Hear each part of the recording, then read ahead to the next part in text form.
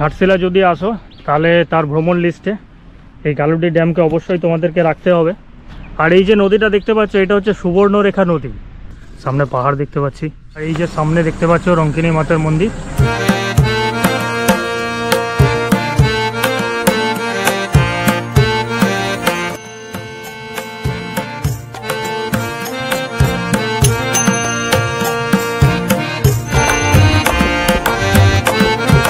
এরকম সাদা পাথরের রাস্তা, দুপাশে শাল গাছের ঘন জঙ্গল। কই মন্দির কই?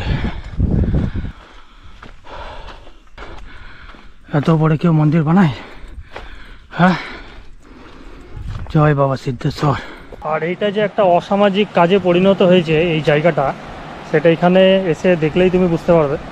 চারিদিকে শুধু দেখতে পাবে মদের বোতল, গ্লাস, সিগারেট, এগুলোই তুমি এখানে দেখতে পাবে। বিভূতিভূষণ বন্দ্যোপাধ্যায় তার জীবনের লাস্ট 12টা বছর এই গৌরীকুঞ্জেই কাটিয়েছিলেন। আর ওনার প্রথম স্ত্রী গৌরী দেবীর নাম অনুসারে এই বাড়িটির নামকরণ করা হয়েছে গৌরীকুঞ্জ।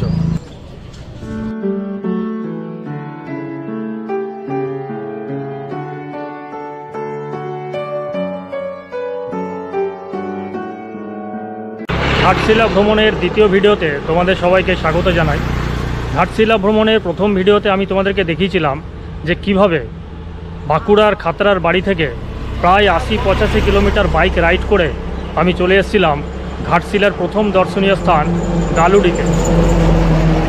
সেই ভিডিওটা যদি দেখে না থাকো তাহলে ডেসক্রিপশন বক্সে আমি লিঙ্ক দিয়ে দিচ্ছি, ভিডিওটা দেখতে চাইলে দেখতে পারো। আর এই ভিডিওতে আমরা ঘুরে দেখব ঘাটশিলার 5টা দর্শনীয় স্থান। তার মধ্যে প্রথমটা আমি শুরু করছি এই গালুডি ব্যারেজ থেকে। এখন আমি ঠিক দাঁড়িয়ে আছি গালুডি ব্যারেজের কাছে, আর আমার পেছনে দেখতে পাচ্ছ এই হচ্ছে গালুডি ড্যাম বা গালুডি ব্যারেজ। ঠিক গালুডি ব্যারেজে ঢোকার আগেটাই মুখটাতে আমি দাঁড়িয়ে আছি, এই হচ্ছে আমার বাইক। আর এই হচ্ছে গালুডি ব্যারেজ। গালুডি ব্যারেজে যদি এই পার্টটা দেখো তাহলে এইখানে তুমি বেশি জল দেখতে পাবে না, এই পাশটাতে বেশি জল নেই। জল মূলত ব্যারেজের ওই পার্টটাতে ধরে রাখা হয়েছে, ওখানে তোমার লক গেট আছে। আর এই হচ্ছে ব্যারেজের এই পার্টটা। এই রাস্তা দিয়ে গিয়ে ওই ব্যারেজের উপর দিয়ে তুমি ওই দিকে চলে যেতে পারবে ওই পার্টটাতে। তো চলো এখন বাইক নিয়ে চলে যাই ব্যারেজের ওই পাড়ে, আর ব্যারেজটা আমরা দেখতে দেখতে যাব। আর এই হচ্ছে ব্যারেজ, দেখতে পাচ্ছ। আর দুপাশে তোমার ব্যারিকেড দেওয়া আছে, আর এই দিকে আছে লক গেট, আমার ডান দিকে বড় বড় লক গেট।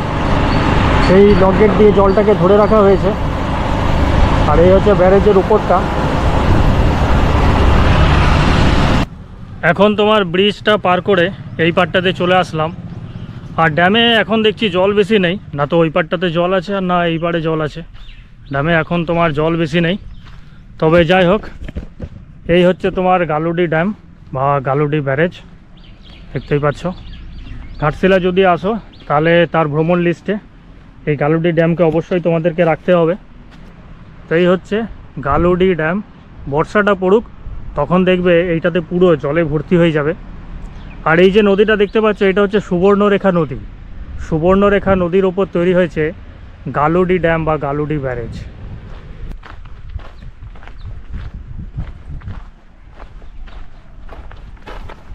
আর এইখানে নামার সিঁড়ি আছে, এই সিঁড়ি দিয়ে তুমি নিচে নামতে পারো। এখন তো বেশি জল নেই, তো এখানে গিয়ে ছবি টবি তুলতে পারো। কিন্তু বর্ষাকালে এই সুবর্ণরেখা নদী জলে ভরে যাবে, তখন নিচে নামার কোনো সিস্টেমই নেই। আমি ওই পারে ছিলাম, ওই পার দিয়ে বাইক চালিয়ে এই পারে চলে আসলাম। আর ব্যারেজের এখনও এটা কাজ করছে, দেখতেই পাচ্ছ।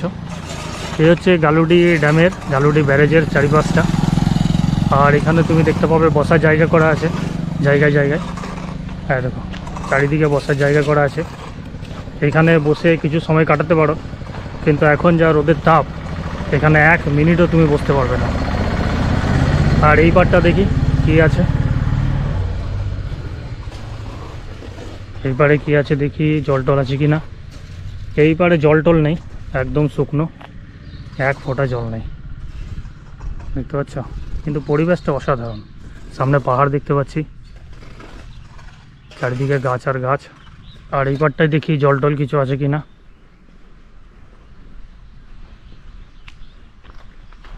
সুবর্ণরেখা নদীতে একদমই তোমার জল নেই, সামান্য একটু জল আছে। দেখো জল কিন্তু এখন বেশি নেই, পুরো খরা।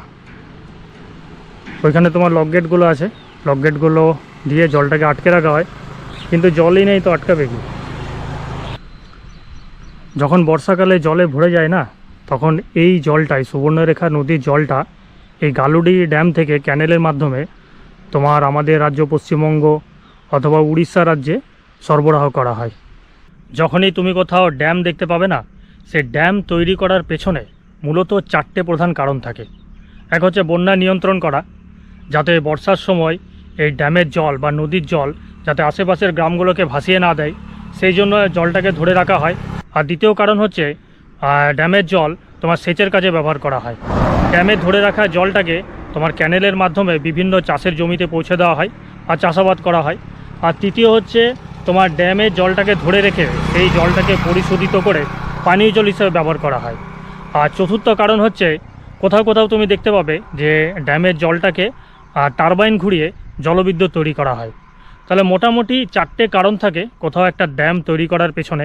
এক হচ্ছে সেচের কাজে জল ব্যবহার করা হয়, পানীয় জল, জলবিদ্যুৎ তৈরি করা হয়, আর আরেকটা হচ্ছে বন্যা নিয়ন্ত্রণ করা হয়। তো ঘাটশিলার প্রথম দর্শনীয় স্থান এই গালুডি ব্যারেজটা দেখা হয়ে গেল। গালুডি ব্যারেজ দেখে এখন চলে যাব জাদুগড়ায়। আর এইখান থেকে জাদুগড়ার দূরত্ব মোটামুটি 12 থেকে 13 কিলোমিটার। জাদুগড়াতে কি আছে না, জাদুগড়াতে আছে মা রঙ্কিনী মাতার মন্দির।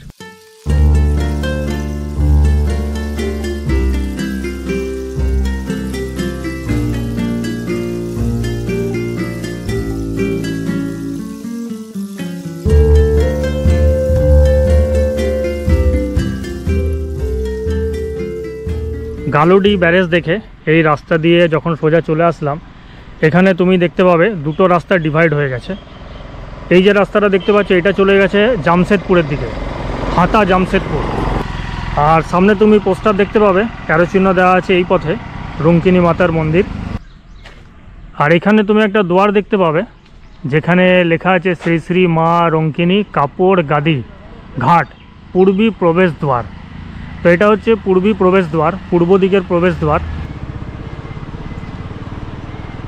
আর গেটটা দেখতেই পাচ্ছ, দারুণ সুন্দর গেট। 2023 সালে এই দুয়ার বা গেটটা নির্মাণ করা হয়েছে। এই রাস্তা দিয়ে এখন সোজা চলে যাব। পূর্ব দুয়ার থেকে সামান্য একটু এগিয়ে আসলেই তুমি দেখতে পাবে রঙ্কিনী মাতার মন্দির। আর এই যে সামনে দেখতে পাচ্ছ রঙ্কিনী মাতার মন্দির। আর রঙ্কিনী মাতার মন্দির দেখার আগে এখানে তুমি একটা শ্রী শ্রী রাধা গোবিন্দ মন্দির দেখতে পাবে। তো আগে চলো রাধা গোবিন্দ মন্দিরটা দর্শন করে আসি, তারপর রঙ্কিনী মাতার মন্দিরটা দর্শন করব, মা রঙ্কিনীর আশীর্বাদও নেব। এটা হচ্ছে হরি মন্দির, শ্রী শ্রী রাধা গোবিন্দ হরি মন্দির। তো চলো প্রথমে ঘুরে দেখি শ্রী শ্রী রাধা গোবিন্দ মন্দির।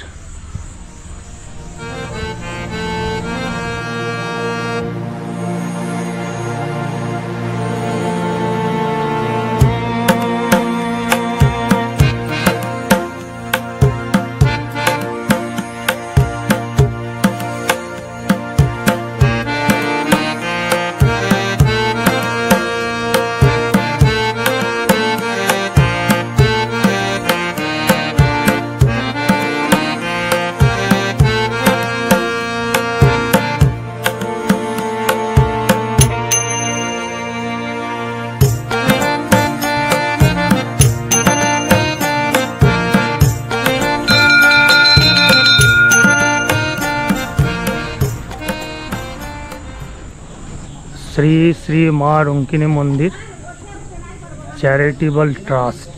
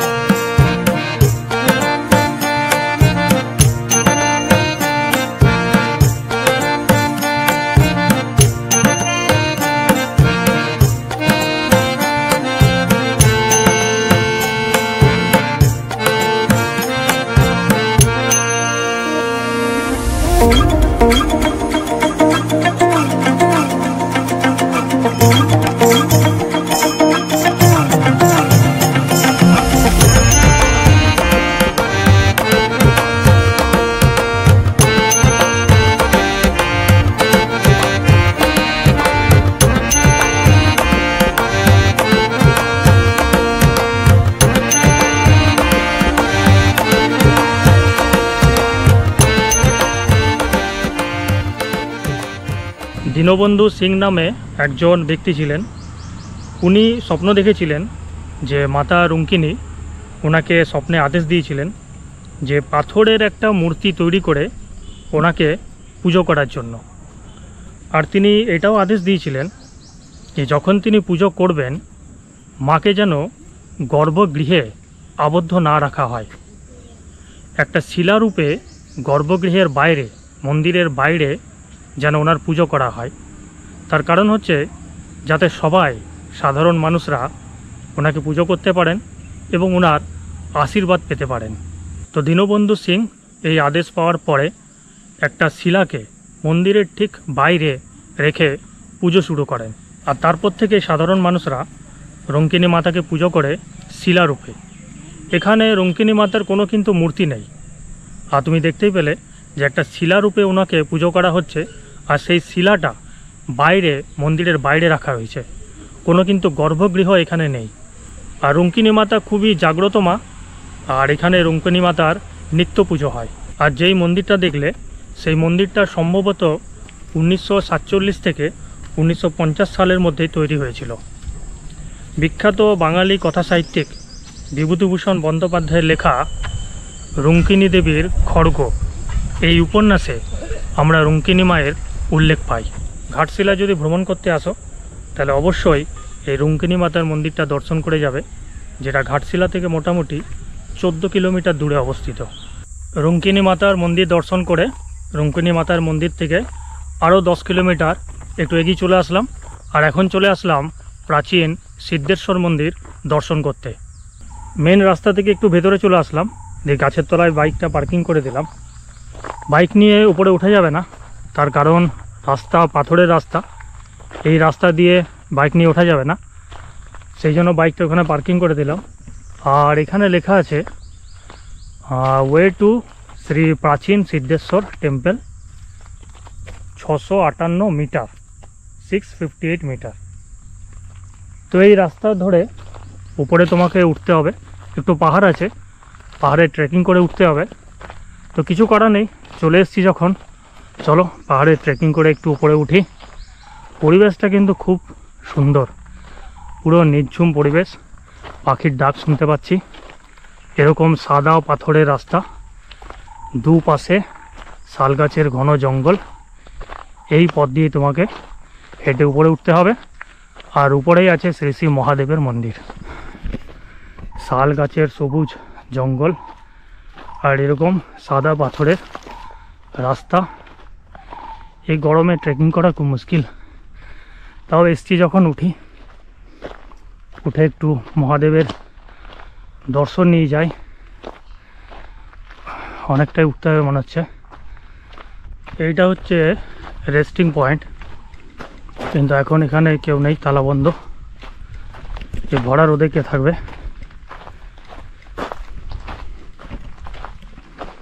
হ্যাঁ দেখো, এখানে একটা ছবি দেওয়া আছে, এটা হচ্ছে রেস্টিং পয়েন্ট। এইখান থেকে তোমাকে এঁকে বেঁকে এই মন্দিরে উঠতে হবে, শিব মন্দির। জায়গাটা আমার অসাধারণ লাগছে।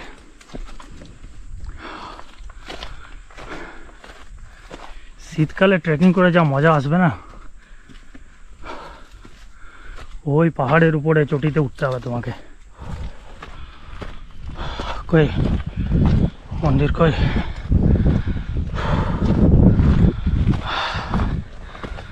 মন্দির?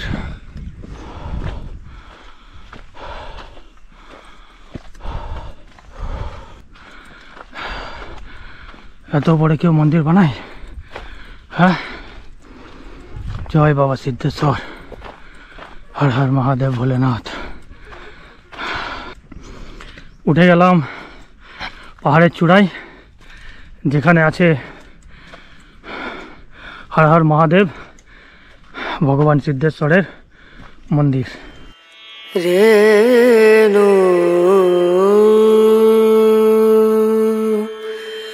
রনা রনা না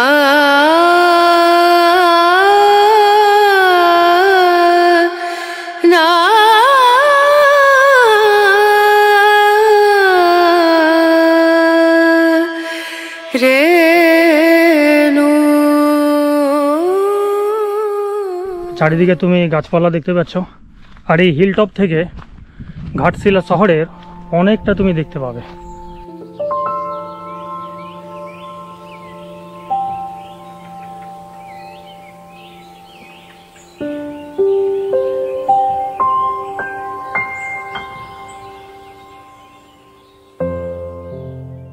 ঘড়িতে বাজে দুপুর 2টো, আর এখনও অবধি দেখলাম গালুডি ব্যারেজ, গালুডি ড্যাম, তারপর রুঙ্কিনী মাতার মন্দির, আর তারপরে এই সিদ্ধেশ্বর মন্দির। তো এরপর এখান থেকে চলে যাব ঘাটশিলাতে। আর এই জায়গাটা থেকে ঘাটশিলার দূরত্ব মোটামুটি 14 থেকে 15 কিলোমিটার। আর তোমাদেরকে বলে রাখি যে ঘাটশিলাতে বিভূতি ইন বলে একটা হোটেল আছে, যেখানে আমি রুম বুকিং করে রেখেছি, আর আজকে রাতটা ওইখানেই থাকবো।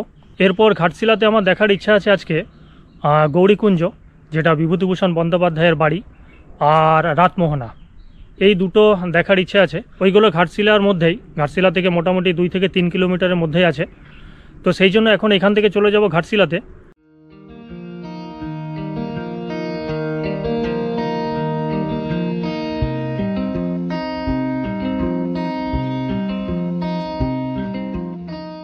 ভেবেছিলাম হোটেল চলে যাব, হোটেলে গিয়ে ফ্রেশ হয়ে আবার বিকেলের দিকে বেরোবো, কিন্তু হোটেলে আর গেলাম না। হোটেলে যাওয়ার পথেই পড়ে গেল রাতমোহনা, যেটা ঘাটশিলার এক অন্যতম দর্শনীয় স্থান। রাতমোহনা, যেটা সুবর্ণরেখা নদীর উপর গড়ে উঠেছে। এই রাস্তা দিয়ে আসলাম, সামনে একটা মন্দির আছে, এখানে পার্কিং এরিয়া আছে, এখানে আমি আমার বাইকটা পার্কিং করে দিলাম। আর এই রাস্তা দিয়ে তোমাকে নিচে চলে যেতে হবে, যেখানে তুমি দেখতে পাবে রাতমোহনা, সুবর্ণরেখা নদী। যেই নদীটা বয়ে গেছে সেই নদীটা সুবর্ণরেখা নদী। আর সুবর্ণরেখা নদীর ওপর তৈরি হয়েছে একটা ব্রিজ। এই পার থেকে ওই পারে যাওয়ার একটা পিচের রাস্তা ছিল, আর ওইখানে এখন ওটা ভেঙে গেছে বা ভেঙে দিয়েছে। আর পাশেই একটা নতুন ব্রিজ তৈরি হয়েছে, ওই ব্রিজটাই ব্যবহার করা হয়। এটা দিয়ে অত যাতায়াত হয় না, সবাই এখানে এসে স্নান টান করে।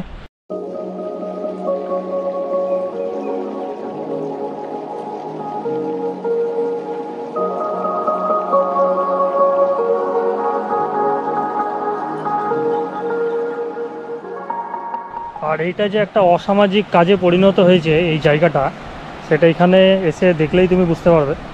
চারিদিকে শুধু দেখতে পাবে মদের বোতল, গ্লাস, সিগারেট, এগুলোই তুমি এখানে দেখতে পাবে।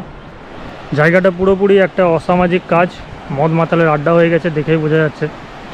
এই রাতমোহনা একটা দর্শনীয় স্থান, কিন্তু এই জায়গাটাতে এসে দেখছি ভাঙা চূড়া, চারিদিকে মদের বোতল, সিগারেটের প্যাকেট সব ফেলা আছে। তো আমার মনে হয় এখানকার লোকাল যারা আছে বা প্রশাসনের আরও কড়া স্টেপ নেওয়া উচিত, যাতে এরকম নোংরামি বা এই সমস্ত নোংরা জিনিসগুলো এখানে ফেলা না থাকে। আদারওয়াইজ ঘাটশিলার একটা অন্যতম দর্শনীয় স্থান হচ্ছে এই সুবর্ণরেখা নদীর ওপর তৈরি হওয়া এই রাতমোহনা। এইটাই দেখতে কিন্তু হাজার হাজার পর্যটক শীতকালে, বর্ষাকালে এখানে এসে ভিড় করে।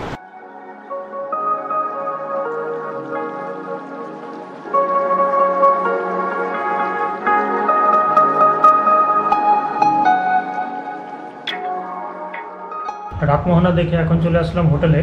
তো আমি আছি হোটেল বিভূতি ইনে, বাইরেটা তোমাদেরকে পরে দেখিয়ে দেবো। এখন হোটেলের ভেতরে চেক ইন করে গেলাম, আর চলো হোটেলের রুমটা কেমন তোমাদেরকে একবার দেখিয়ে দিই। এটা হচ্ছে এন্ট্রান্স গেট, আর এন্ট্রান্স গেট দিয়ে ঢোকা মাত্র তুমি এখানে দেখতে পাবে আলমারি, বড় একটা আয়না আছে, আর এই হচ্ছে বিশাল বড় একটা আলমারি দিয়েছে, দেখতে পাচ্ছ অনেক স্পেস আছে। 3টে এখানে হ্যাঙ্গার আছে, অনেক স্পেস আছে, অনেক কিছু তুমি এখানে রাখতে পারবে। আর সুন্দর একটা বেড দিয়েছে, খারাপ নয়, একদম গদিওয়ালা পরিষ্কার পরিচ্ছন্ন বেড। আর কালার তো একদম নিউ পেন্টেড, আর উপর সিলিংটা বেশ সুন্দর, দেখো লাইটিং করা আছে কত সুন্দর। আর হচ্ছে সিলিং ফ্যান, এখানে ভোল্টাজের এসিও আছে, আর একদম নতুন পেন্ট করা, দেখতে পাচ্ছ? কোথাও কোনো নোংরা কিন্তু আমি দেখতে পাচ্ছি না। আর এই হচ্ছে নিচটা, ফ্লোরটা একদম টাইলস ফাইলস বসানো। আর এখানে তোমার একটা টেবিল টাইপের দিয়েছে ছোট্ট, 2 বোতল জল দিয়ে গেছে, ফিল্টারের জল, পরিষ্কার পরিচ্ছন্ন বোতল, নোংরা কিন্তু নেই। 2টো গ্লাস আর একটা তোমার প্লেট দিয়েছে। আর এখানে একটা মেনু কার্ড দিয়েছে, এই সাই কিচেনের, স্টেশন রোড ঘাটশিলাতে আছে, শুধুমাত্র ব্রেকফাস্টগুলো পাওয়া যাবে। আর এখানে 2টো প্লাস্টিকের চেয়ার, একটা টেবিল দিয়েছে, ব্যাগটা হেলমেটটা এখানে রেখে দিয়েছি। আর এই হচ্ছে সানসুইয়ের এলইডি টিভি, আর ডাস্টবিন দিয়েছে। এখানে তোমার একটা জানলা আছে, এই হচ্ছে জানলা। আর এই হচ্ছে আমার বাথরুমটাও ঠিকঠাকই আছে, এখানে বেসিন আছে। আর এখানে একটা বড় আয়না দেখতে পাচ্ছি, জামা কাপড় টাঙানোর এখানে হ্যাঙ্গার আছে। আর এই হচ্ছে কোমোড, বালতি দিয়েছে, মগ দিয়েছে, বাকি ঠিকঠাকই আছে। এখানে এক্সস্ট ফ্যান আছে। এখন একটা কাজ করি, স্নানটা করে নিই, স্নানটা করে ফ্রেশ হয়ে একটু বিকেলের দিকে বেরোবো। আর এখান থেকে এরপরে চলে যাব গৌরীকুঞ্জ, যেটা বিভূতিভূষণ বন্দ্যোপাধ্যায়ের বাড়ি। বিভূতিভূষণ বন্দ্যোপাধ্যায় ছিলেন বাংলা কথা সাহিত্যিক এবং লেখক। 12ই সেপ্টেম্বর 1894 সালে উত্তর 24 পরগনা জেলার মুরাতিপুর গ্রামে বিভূতিভূষণ বন্দ্যোপাধ্যায় জন্মগ্রহণ করেছিলেন। বিভূতিভূষণ বন্দ্যোপাধ্যায়ের লেখা কালজয়ী উপন্যাসগুলির মধ্যে পথের পাঁচালী, আরণ্যক, চাঁদের পাহাড়, অপরাজিত, আদর্শ হিন্দু হোটেল ইত্যাদি। 1919 সালে তিনি গৌরীদেবীকে বিয়ে করেছিলেন। বিয়ের 1 বছর পর গৌরীদেবীর জীবনাবসান ঘটে। এরপর 1940 সালে তিনি রমাদেবীকে বিয়ে করেছিলেন। আর এখন আমি চলে এসেছি ঘাটশিলাতে অবস্থিত বিভূতিভূষণ বন্দ্যোপাধ্যায়ের বাড়ি দেখতে, যেটাকে বলা হয় গৌরীকুঞ্জ। বিভূতিভূষণ বন্দ্যোপাধ্যায় তার জীবনের লাস্ট 12টা বছর এই গৌরীকুঞ্জেই কাটিয়েছিলেন। আর ওনার প্রথম স্ত্রী গৌরীদেবীর নাম অনুসারে এই বাড়িটির নামকরণ করা হয়েছে গৌরীকুঞ্জ।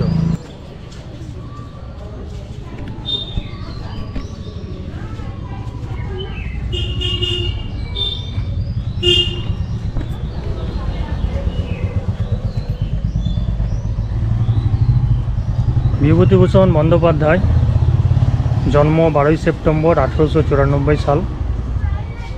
স্থান উত্তর 24 পরগনার অন্তর্গত কাছড়াপাড়া নিকটস্থ ঘোষপাড়া মুরাতিপুর গ্রাম, যেটা তোমাদেরকে আমি বললাম। পিতার নাম মহানন্দ বন্দ্যোপাধ্যায়, মাতা মৃণালিনী দেবী। আর এটা হচ্ছে বিভূতিভূষণ বন্দ্যোপাধ্যায়ের সংগ্রহশালা। ওনার ব্যবহৃত সমস্ত জিনিস ভেতরে রাখা আছে। এখানে জুতো খুলে প্রবেশ করতে হবে। ভেতরে লেখা আছে ভিডিও নিষেধ, ভিডিও ইজ নট অ্যালাউড। জানি না অ্যালাউ করবে কিনা, একবার রিকোয়েস্ট করে দেখব। মৃত্যু 1 নভেম্বর 1950।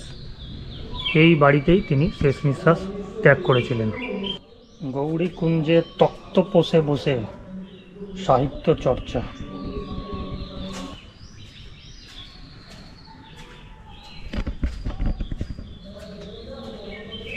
অপুর পথের নিকটস্থ সাইডিং পিলারে বসে ছেলে তারাদাসকে নিয়ে রেলগাড়ি দেখা।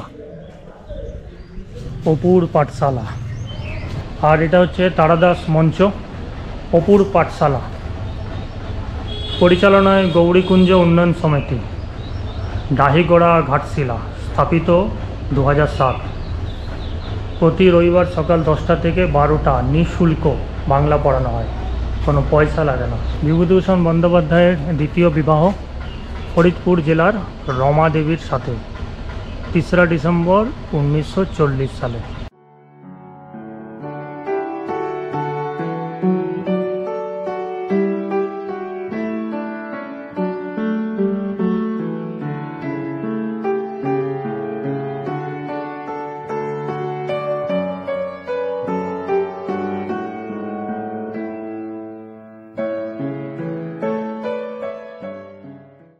আর এই গৌরীকুঞ্জ খোলা থাকে সকাল 9টা থেকে দুপুর 1টা, তারপরে আবার 3টে থেকে বিকাল 5:30।